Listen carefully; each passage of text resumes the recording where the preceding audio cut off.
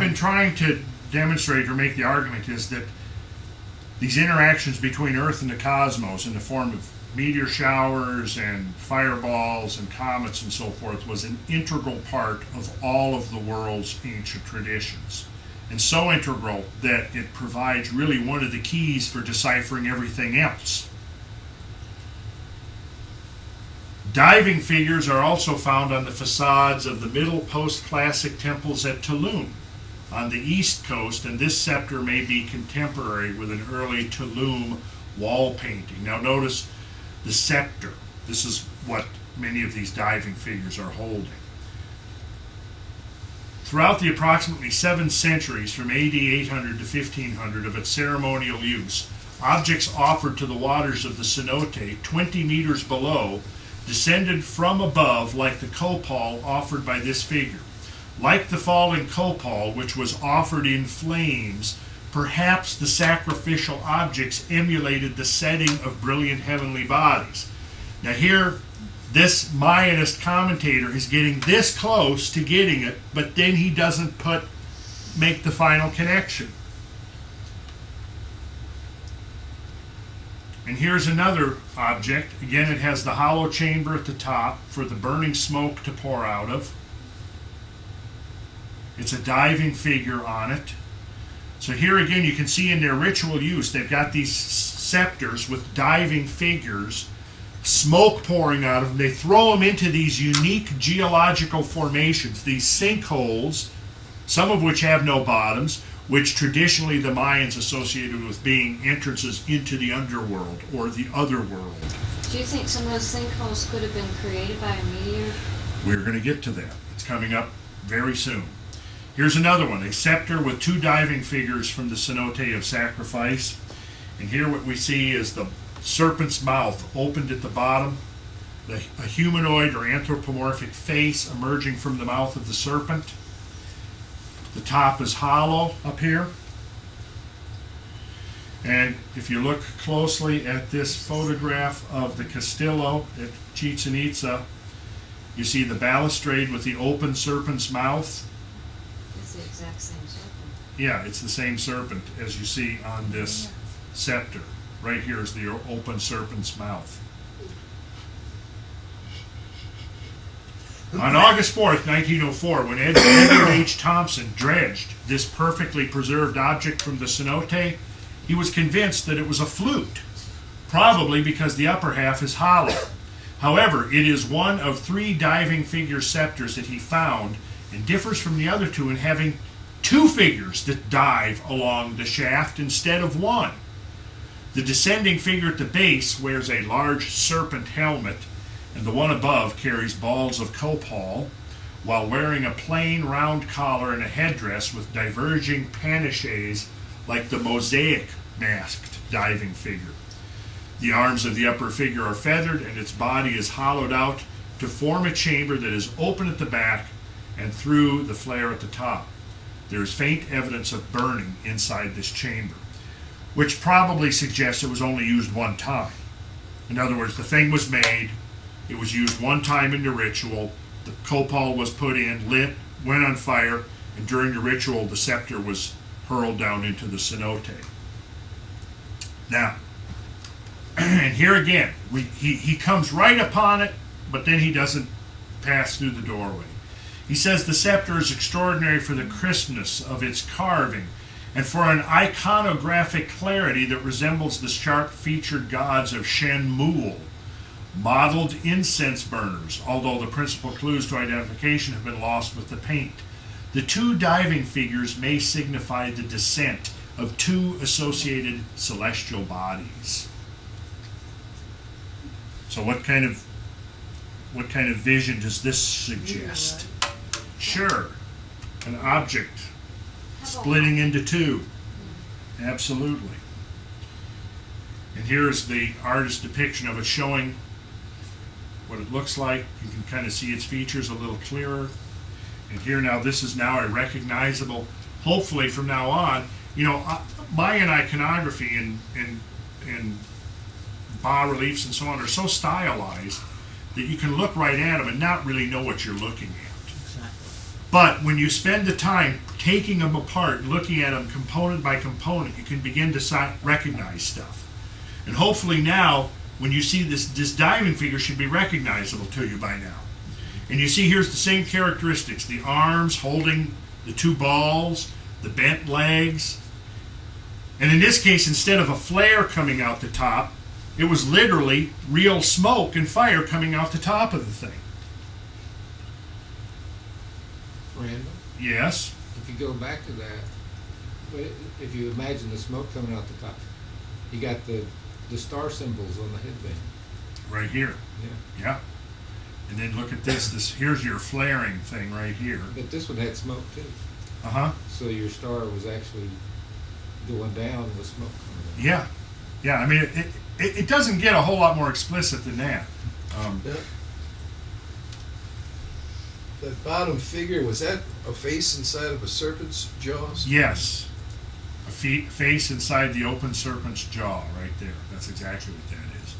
So it's anthropomorphizing it. It's humanizing it. Or is it being the human being it? Perhaps that as well. Perhaps that's what... Let's have a big battle. See whether he was being enlightened or being consumed. Consumed with enlightenment. Ah, there we go.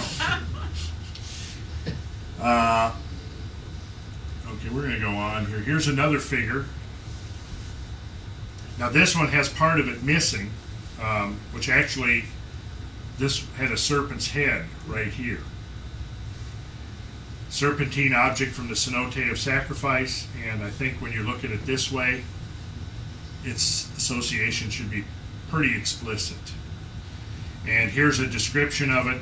3 similar objects from the Mexican excavations, now cleaned of their resinous coating, make it clear that beneath the coating, this piece is probably carved in the form of a single serpent with the head looped around to grasp its own body in its jaws.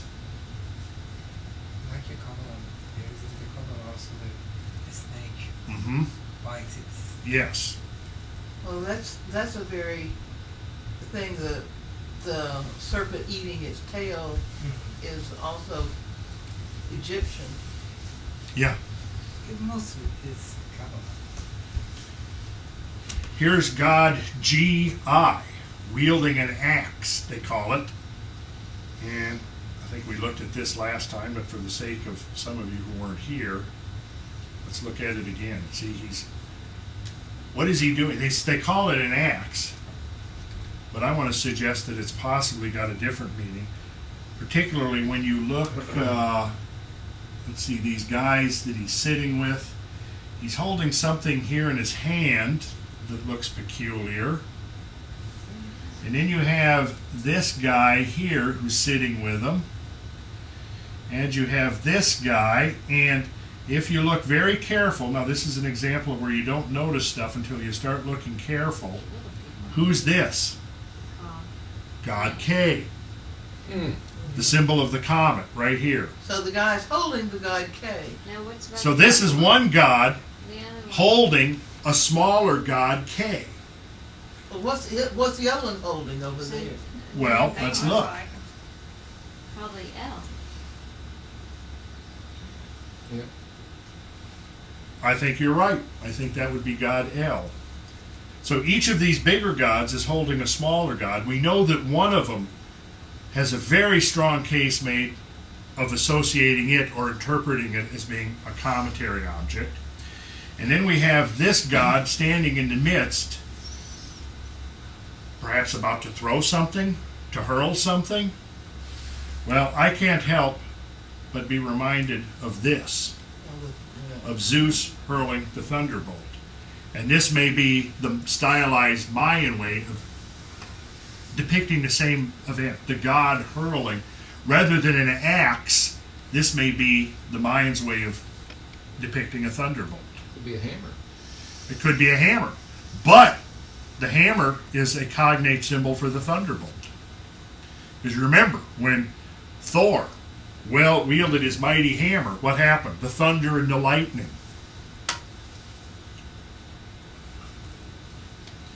And then we have this. the Lord Shield Pacal as God K. And how do we identify him as God K? With his flame. With his forehead flame. Right. Very good, Dolores. Very good. And we find some interesting things going on here. We find that little glyph. And we find this. What's this coming up here and here? Looks like the thing on top of the pyramid. with And the what's he doing here? It looks to me like he's looking out of a telescope. I mean, that's what I keep thinking that he's doing. This isn't Eric von Daniken's thing, is it? What? Is this the one that Eric von Daniken used? I think it is. Yes. Yeah, it could have been. This is on the top of a Yes. sarcophagus. Sarcophagus lid, right there. Yeah. Okay. The Temple of the Inscriptions at Palenque. I've always envisioned he's just looking at the stars or something. Well, let's look at this, because each one of these things helps to shed light on the other things. Here we have that vase of the falling Lord that wasn't very clear because the painting was... Alright. But here it is, all nice and colorized, only for your consumption. Nobody outside of this room has ever seen this, at least in its colorized version. Marvelous. So I had to go back and do a lot of research and getting those color images and reading about to try to depict the original colors on the vase. We like the fish. They're cute. Ah, now let's look at this. What's going on here? Here's the falling Lord. We've seen his picture, right? Right. And the flames, he's falling to earth and the flames are coming up around him. And above, here's the dragon serpent. That's the Pleiades. Look what's coming out of his tail. The flame. The flame. He's got that same face in his mouth that we're familiar with. And then we see this other god here. So was that coming out of his mouth? Is that like the cigar smoke or the ashes? This? Perhaps. Perhaps it's like the ashes, perhaps it's like the yuds. Then we have this central figure with this serpent dragon wrapped around him. And then we have the god of death right here. He's dancing. And we've got this, whatever this is, if it's supposed to be blood or what he's pouring out, he's holding some kind of an artifact from which this coiled thing is emerging. That's weird. It's like a cage. Isn't it weird? Then we have this egg up here and this other god inside the egg. And then we have the Jaguar. Ooh, like jaguars. Now, as it turns out, coincidentally, in the Maya zodiac, It's what a is Leo. it's Leo, yes. Oh, good. That's what I like. And look what he's got partially. He's got a decapitated serpent around him, wrapped around. And what do we see at the end? Rattlesnake.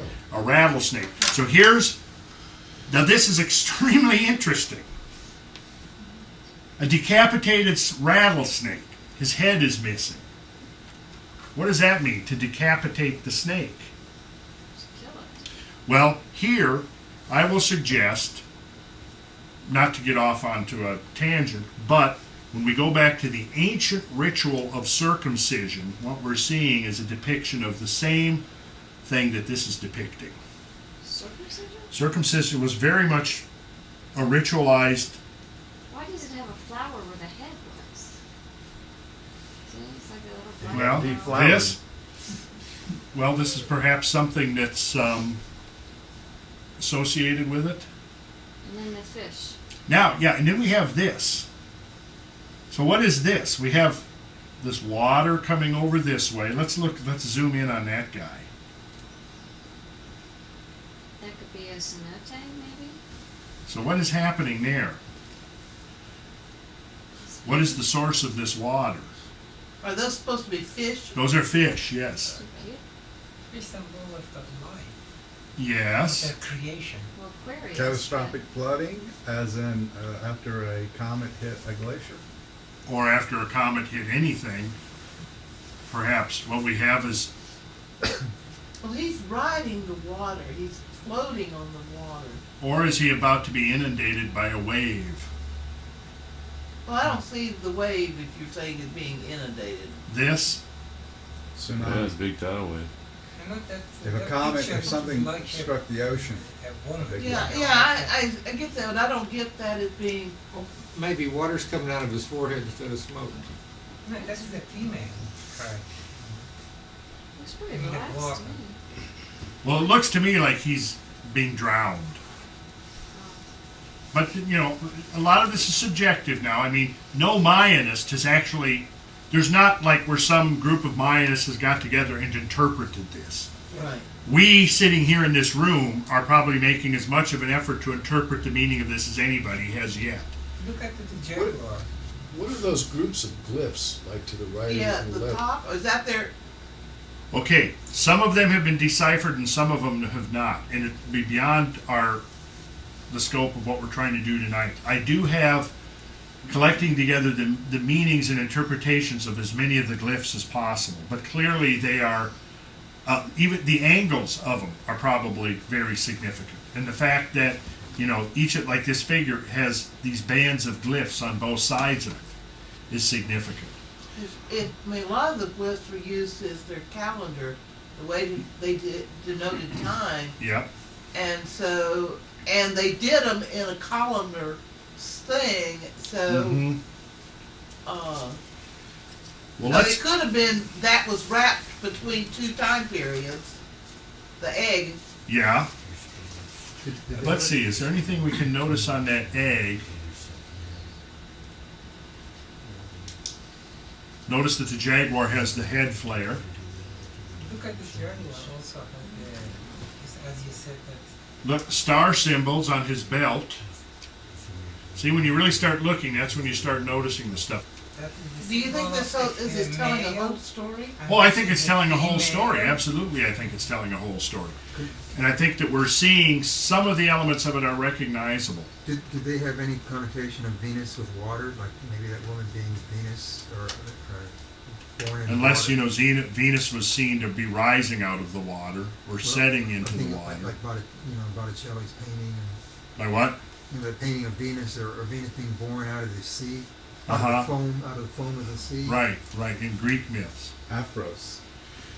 Now, this is very interesting. This is from an unknown location, photographed by Theobert Mahler, somewhere in the Yucatan. This looks, I mean, you know, come on. Obviously, we see the volcano, Right. but what is this? Looks like a broken. I mean, Buildings. is that Look- Chichen Itza? I don't think it's Chichen Itza. I'm getting the sense that any minute Sam's going to be saying, bring it to a close, so let's hurry up. That's in Peter Tompkins, this picture in Peter Tompkins' Pyramids of Mexico. Uh-huh. And that's oftentimes called the Atlantis glyph. Well, that you could make a case for how that might be interpreted as such. Yes, I totally agree with that. And what is this over here? Fire. How are you reading this? Long hair. To me, that could represent a tsunami or a tidal wave. Oh. Somebody drowning in the water here. Okay, now let's digress for one moment. How many more minutes we got, Sam? 5 to 10? Well, we're 10 o'clock right now, so let's just say we got 20 more minutes. Okay, I can wrap it up in probably less than that. Okay. So, the Chicxulub. How many of you guys now know what we're talking about when we say the Chicxulub impact crater in the northern Yucatan Peninsula? What's the significance of the Chicxulub impact crater? That's the one that hit 20, 30, 65 million years ago. That's the one that took out the dinosaurs, folks. Right. It was one of the biggest mass catastrophes and global destructions, apocalyptic events in the history of the world. Was the event that created the Chicxulub impact crater in the northern Yucatan Peninsula. As it says here, it is one of the largest and best preserved impact craters on Earth. The crater is well preserved because the impact occurred on a stable carbonate platform, which I'm sure you are all aware of. Yes. And the crater was subsequently buried by 300 to 1,000 meters of Cenozoic carbonate platform sediments. So in other words, you got to go under up to 1,000 feet, up to 1,000 meters of limestone to uncover the thing. Despite its good preservation, studies of the crater morphology have been hampered by burial. Thus, its size and internal structure remain controversial. Analysis of geomorphic, soil, and topographic data from the northern Yucatan Peninsula, Mexico, confirmed that the buried Chicxulub impact crater has a distinct surface expression. Re-emphasize, it has a distinct surface expression. And that carbonate sedimentation throughout the Cenozoic has been influenced by the crater. Late tertiary sedimentation was mostly restricted to the region within the buried crater, and a semicircular moat existed until at least Pliocene times. In other words, down to about 8 or 10 million years ago. The topographic expression of the crater is a series of features concentric with the crater. The most prominent is an 83-kilometer radius trough or moat containing sinkholes. That is the Cenote ring. Measurements from more than 100 shallow wells monitored by Mayan for almost 2 years indicate that the water table in the northern Yucatan is extraordinarily flat, and that recovery from local precipitation events is rapid. These data indicate that essentially all parts of the aquifer are in good hydrodynamic communication with one another, and thus that aquifer rocks are highly permeable. Well, what they're doing here is scientifically verifying what the Mayans already knew. 3 lines of evidence indicate that the ring of cenotes has special hydrogeologic properties. 1, the presence of the ring itself. The localized abundance of cenotes, which elsewhere represent partially collapsed cavern systems. 2, anomalously high discharge of groundwater where the ring intersects the coast. And 3, water level measurements in the basin within the ring. Now here is the relief map, digital relief map of the northern Yucatan Peninsula with the ring of cenotes clearly visible. Do you see it? You only see the lower half of the ring. But here it is.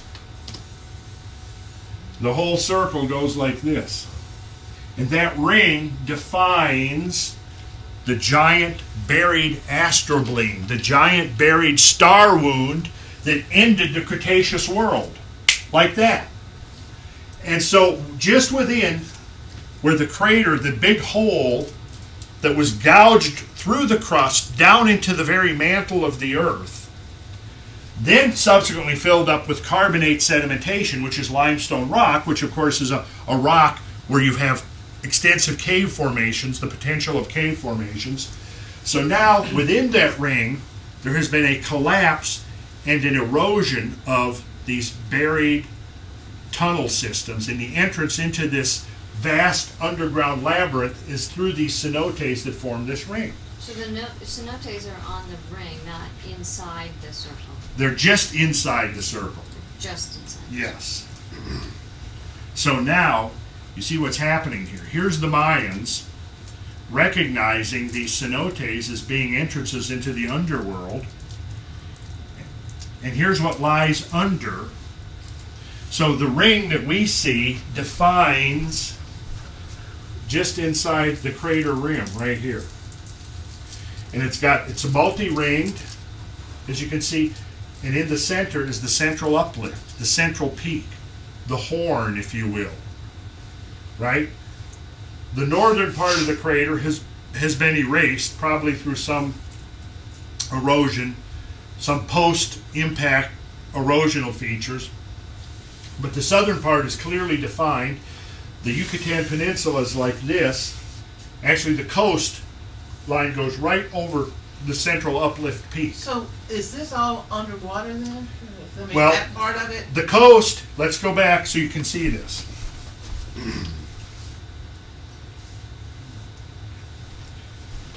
The central uplift peak is right here. So you've got half of it Right. below land and half of it under the Gulf. So what is this image that you've got on the other slide? Well, this is what you see from the surface. Right. If you took away that 1,000 meters of limestone rock, this is what's under it. What was the year of this crater? 65 million years ago. It's what ended the Cretaceous period, when the dinosaurs and the great ammonites were exterminated from the face of the earth. And also, when during the Ice Age, that the Gulf of Mexico was much more shallow. This is true. Okay, so putting all of this together, what we see is that the Mayans were holding ceremonies around these cenotes and to commemorate the end of the world. And to commemorate the end of the world, they were throwing symbolic effigies of the great comets or meteors falling to Earth. They would insert the ball of resin, set it on fire to get as close as a simulation as possible to the actual event as it might have been witnessed. They throw these things down into these sinkholes, which they acknowledged as being entrances into the underworld. And by some curious coincidence, it turns out that these sinkholes are the surface or topographic expression of this signature, this hidden signature of the actual event, the astronomical event that ended the Cretaceous world. So here they are, they're standing at these sinkholes that are the remnant, the leftover, the relic of this great event. And they're commemorating the end of the world ceremony by, Yes. yes, All right, they're doing ceremony of something that was 15 million years ago, before 55 we were ever here. So how did they know about that? Yeah, right. well, I'm not saying that they consciously knew. I'm not necessarily saying that. I'm But saying why that, would they have created a ceremony about something they had no conscious knowledge of then? well, unless, of course, they did have knowledge of much later events that did affect them like it affected other early peoples all over the world. And that's one of the premises of everything I've been saying for 2 years, is that I believe that in all of the world's mythical and religious and symbolical and occult traditions, we find at its core traditions about the end of the world, apocalyptic end of the world involving encounters with things from space in various guises. And here we see, we've been going into how the Mayans, I think the way they had a particularly effective way of representing it through a variety of means: torch-bearing dogs, gods falling from the sky with torches or what associated by stars, by creating these ritual objects that they would simulate, they would mimic the events that they had experienced. Now, whether they were consciously aware of the fact that those cenotes were the consequence of this great event 65 million years ago, I'm not saying that they were conscious of that. However, there may have been something going on a much deeper level. And why they were somehow in their rituals associating these sinkholes with that kind of cosmic destruction. But then again, who's to say that they didn't know? Yeah. I mean, we have figured out, we know by whatever means of remote sensing and viewing and exploration and so forth, we now know we have this pattern here. But to take it even further, I mean, it's like, you know, at what point does coincidence end and meaningful connection begin, right? So when you go, like I said, the coastline goes right over the center of the uplift, right? The crater itself is called the Chicxulub crater, and it's named after the town that sits right up on the coast, directly on top of the central uplift peak. Chicxulub is a Mayan term, and you know what it translates as? Horn of the devil. Horn of the devil. Oh, that's really cool. That's kind of a little, yeah, it's cool and creepy at the same time, Yeah, I isn't see. it? Yeah, they could have easily have had a knowledge amongst them that craters were formed by falling objects. Well, I am perfectly willing to accept that they may have, because now consider, how many ancient traditions seem to suggest a perspective that would only be relevant to somebody from above? How many, I mean, all, right? who's to say that they didn't, whether they themselves had that perspective, they may have inherited something from somebody that did. They were much better at scale and variance than the modern archaeologists. Well, maybe so. I mean, that might be true, Jerry. Any chance you're gonna get back to that? Could we get back to what? You left that hanging man hanging up there. The hanging man? What about the hanging man? You said You you gotta come go back back to to him. him. Oh, I didn't necessarily mean I was going to go back to him tonight. Oh. I got one question. Yeah, he's got 2 moons. Yeah, Don has a question. Actually, on this one and the picture of the winged The angel with angel the and torch foot and the wa- vase. They both seem to have this aura or something around their heads that's almost identical. Yes. Well, you know, aura means golden. What? Aura comes in the word gold. Gold is aura, like AU. Yeah. And How many rays in those halos? That's very good, Jeremy. I don't know.